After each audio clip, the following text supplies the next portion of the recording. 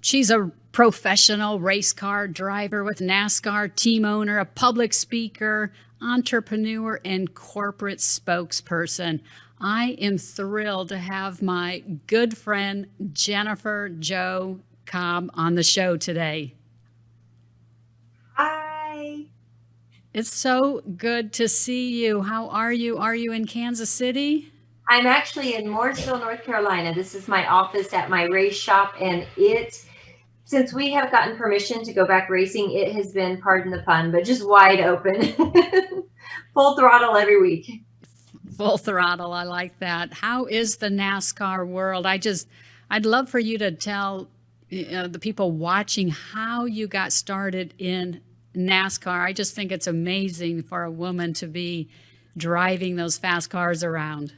Well, thank you. It's an honor and a privilege. It really is. So I grew up uh, with my dad racing. He raced dirt tracks in and around the Kansas City area. And I just always looked up to him, wanted to be like dad. Every weekend it was mom, dad, me at a dirt track somewhere in the Midwest. So I started saying at a young age I wanted to be a race car driver. And of course, it was poo pooed and yeah, right. And I had the opportunity to start racing just out of high school when I was 18 years old. I started at the very bottom of the totem pole. It was called a four-cylinder pony stock class. My very first race car was a little four-cylinder BMW, had a roll cage, and was a legitimate stock car. Then I quickly moved on to a Mustang and won races and moved up to the intermediate division where I raced a Ford Thunderbird for a while and won races there. And serendipitously, the Kansas Speedway was built in 2001, which was 10 years after that very first stock car race out of high school for me. And when the Kansas Speedway was built, it just became a goal and a dream that I would jump to that level. And through, the power of marketing and finding sponsors and the grace of God, it happened. And I grew that, many years later into a business of being a team owner and a race car driver.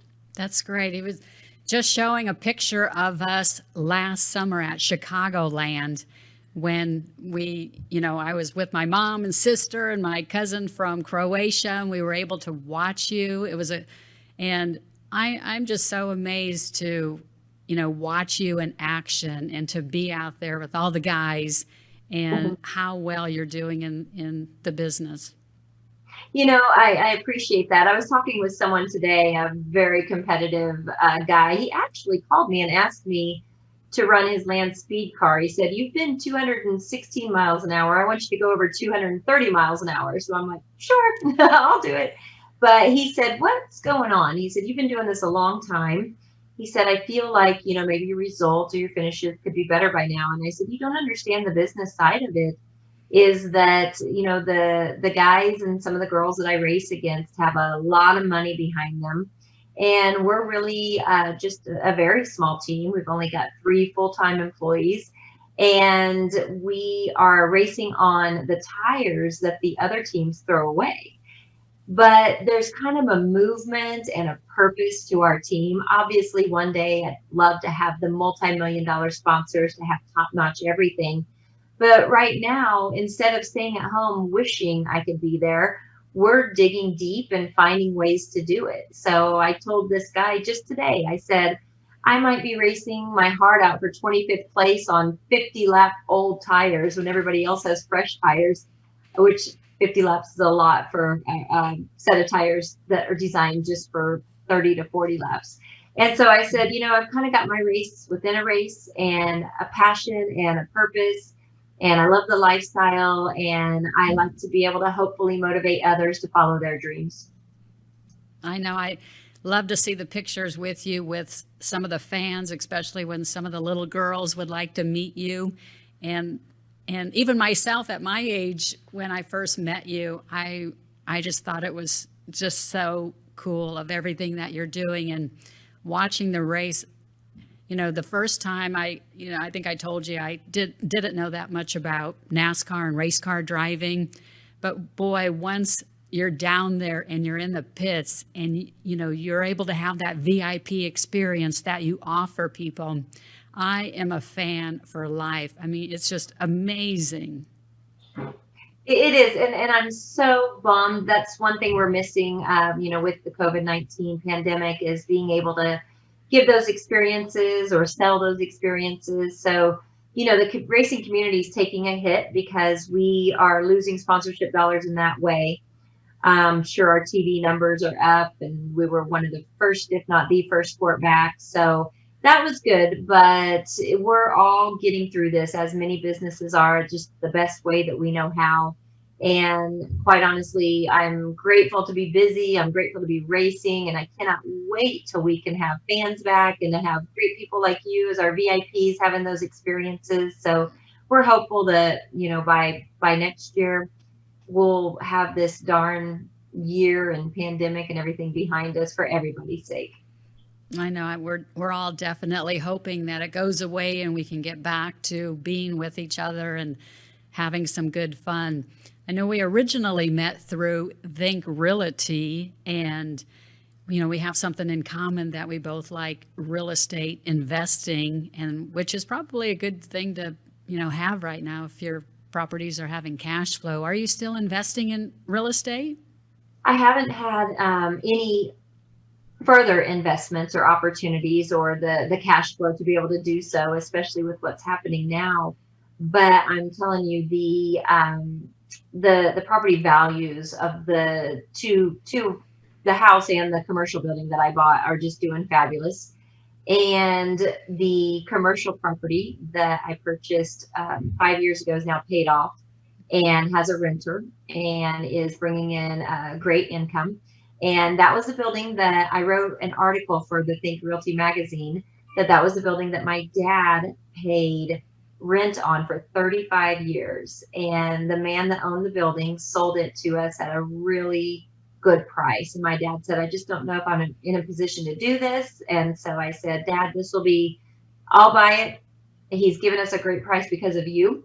So this will be my inheritance and my future. And so it's gone really well. And now it's affording him. He was self-employed and didn't have a lot of retirement. He didn't invest. And now he has that, and he has that rental income every month that gives him a financial peace of mind. So it was just the best decision ever. And as soon as I can find the right opportunity again, I'm all over it. It's just a no-brainer. Oh, that's great to hear. My mission is to have, more women invest in commercial real estate to get over that fear. And I think probably with your combination of race car, if you can go 200 and plus 200 miles an hour, you probably don't have that much fear when it comes to investing in commercial real estate. That probably seems a little bit, less fearful, correct? I don't know because, I didn't grow up with money, and money doesn't come natural or easily for a lot of us, but there's still a fear of the dollar. And I was raised with a lot of bad paradigms about money. So that's what kept my parents from buying anything to begin with and paying rent for 35 years. So I'm trying to learn from those lessons and to learn from that time lost for them. But, there's all of the questions of what if the roof collapses in? What if somebody gets hurt? And there's a solution for every problem, for every question. There's an answer. There's a solution. There's insurance for that. And once you can get over those hurdles and learn to sort of, set money aside, there's a pot for this and a pot for that. And so that when those problems arise, you can handle them. And, in I'm sure 99.9% of the cases, the good far outweighs the bad. So I think, getting behind the wheel of a race car driving 200 miles an hour is a lot easier than making some of those life decisions for someone like me. However, it's just when you gather the data and you look at the outcome and the history of real estate and investing in our country, I think it's a pretty safe bet as long as you can do it. And my whole life, I remember when I first bought my house in Kansas City, and I really couldn't afford it. I just really couldn't. But within 2-3 years, I was able to afford it, and it was the best thing I ever did. So sometimes you you grow into those things, or you find ways. I was working 3 jobs. I was having, a roommate, things like that. So there's always a way. You just have to dig deep sometimes and take a leap of faith. I agree. I love your Midwest work ethic since me being from Whatever it Omaha. takes, right? Exactly. My mottos are find a way and never, never, never give up. So have that art. Do you have an upcoming race since you're in North Carolina now? When's your next race? Yeah, I'm really proud to have a new sponsor in 2020. One of our biggest sponsors we've had is Fastener Supply Company. And it's been a really interesting season with them not being able to bring their VIP guests to the races. So they bought licenses. The sales manager is changing rear tires. Another sales manager is sort of managing the team and helping out. And the president of the company is waving the pit sign. And it's been really fun and really interesting. And we're getting a great response for their business from fans and B2B opportunities. So this week we are in Michigan, and I'll be in the Fastener Supply Company number 10 Chevrolet on Friday at 6 p.m. Eastern. And all of our races air live on Fox Sports 1. And if you have the NASCAR app or go get the NASCAR app, you can just click the scanner button and you can actually listen to what we're saying throughout the race. I have a new crew chief this year, Brian Keselowski, a new spotter who's Martin Truex Jr. spotter, Clayton Hughes. And so we've had a run of some unfortunate circumstances, some bad luck, whatever you want to call it. But I really believe that when that happens, it means you're on the verge of something bigger and better. So I am definitely prepared for, for that next level in our performance in our program. And the following week on August 16th, I will be racing my 200th NASCAR Gander RV and Camping World Truck Series race at Daytona International Speedway on the road course, which is where they run the Rolex Daytona 24 Hours of Daytona. So it's going to be a really special 200th race and celebration. Wow, oh my gosh, that is so exciting. I may have to take a road trip to Florida. I know I read that let me read this. You hold the highest place finish in a race event by a woman in NASCAR series at the famous Daytona International Speedway. Oh my gosh, that's fabulous. Well, definitely. So here's the deal with that. I finished 6th in 2011. And of course, that record held for so long. And so that stat and that fact is really out there. But a young lady by the name of Natalie Decker beat that record just in February by finishing 5th. So I'm really happy for her. I'm really proud of her. I always said I want a woman to beat that record. I have goosebumps right now because I think it's great. But obviously it drives me to try to get out there and get that record back. And then hopefully she'll beat it again, and then I'll beat it again. So until one of us wins. So no woman has ever won a major NASCAR event or stock car event in the top 3 or 4 levels. And so the time has come, and whether it's me or someone else, I'm just going to be so happy because I think it's so important for women to support other women.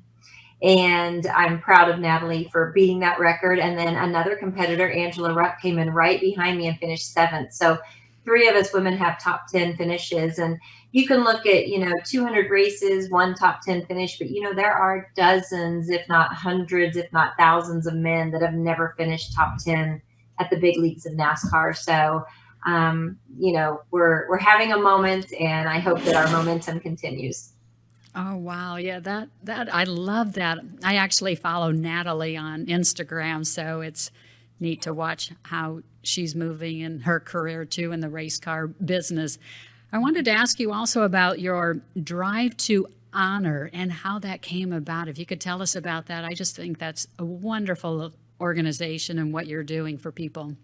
Thank you. It is Driven to Honor, and there's more information at driventohonor.org. And that is where we honor a female military member at each one of our races as a VIP guest, which of course we haven't been able to do since early this year. So that's another big bummer. I've got some ideas on how we can continue that program even without them actually being there in person. But I grew up, my mom always wanted me to go into the military. She thought it would provide some economic opportunity for me, education, and the ability to travel the world and gain some discipline, which I most definitely have needed. But she was always a proponent of me joining the military. And when I turned 18, I started racing. So I did not get that opportunity because racing just really took over my heart. And that's what I pursued. And my grandpa was a Marine, and my other grandfather served in the Army. So I've just always had an affinity for the military and all things military, and just wanted to do something to give back. I don't make a ton of money, so it wasn't like I could dump a bunch of money into an organization. But I thought, if I can form this and honor military women and also highlight the fact that military women are out there doing a great job. And it's really amazing how many men contact me and congratulate me for the idea and for the organization, and to say some of the best soldiers or airmen or Marines or seamen are women that they've served alongside of, and that they're very proud of them. So it's been really cool to meet some really great women who serve our country and even other countries. When I do, just formed a group called Driven Diplomacy International, and I've done some diplomatic speaking missions in the country of Georgia and in Russia. And I met with some military women in the country of Georgia, a great ally to the United States, as well as honoring military women in Canada. So kind of like a worldwide situation to say women can do anything. Yes, we can. I know you've done so much. We're going to have to continue this conversation at a later time. I have so much more to ask you, but how can people find you on social media, and then we'll let you go? Sure, I appreciate that. No, I'm always looking to connect with people on social media at Jen Jo Cobb, JenJoCobb. I'm on, boy, just about all of them. Twitter, Snapchat, Instagram, of course, Facebook. We have our racing page, which is Jennifer Jo Cobb Racing. And please always look for the blue verified check mark. Imposters of athletes and celebrities is a really, really strong problem right now. So blue verified check mark on all of the social mediums, Twitter, Facebook, Instagram. Snapchat doesn't have a blue verified check mark, but that's kind of a little bit of a more silly social medium for me. And I just joined, what's it called? Oh my gosh, Triller today. With the news of TikTok. So maybe I'll get on there and dance, and maybe I won't. We'll see. And I think you should. Well, thank you so much. It's always great to see you, and I look forward to seeing you hopefully soon at the next race. If not, next time you're in Dallas, please let me know. And next time I'm in KC or North Carolina, I will give you a buzz. But thank you so much, Jennifer, for being on the show today.